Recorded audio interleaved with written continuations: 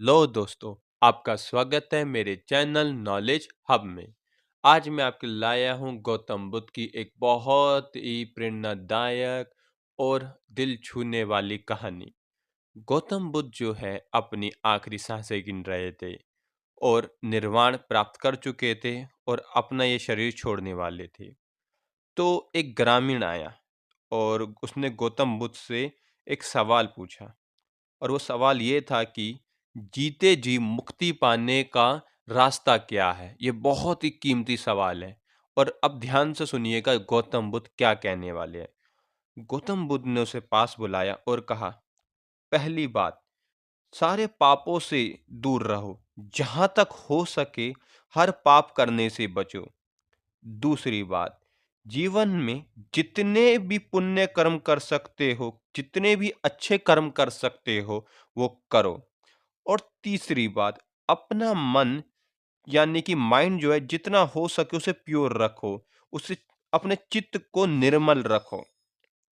अब हम इसको डीपली समझते हैं। पहली बात जो गौतम बुद्ध ने कही वो ये थी कि जितने भी पाप है उससे दूर रहो। किन पापों की बात कर रहे हैं गौतम बुद्ध? देखो, पाप दो तरह से होते हैं। एक है मेंटल और दूसरा है फिजिकल।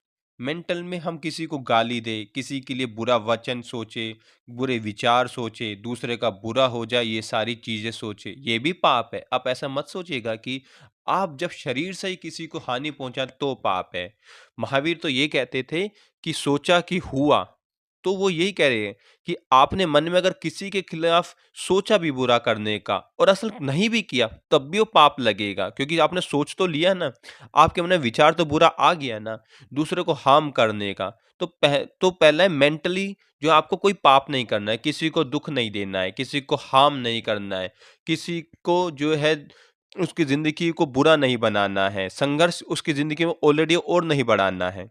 दूसरा है फिजिकली, आपको किसी को मारना नहीं है, आपको चोरी नहीं करनी है, दूसरे को जो है हानि नहीं पहुंचानी है।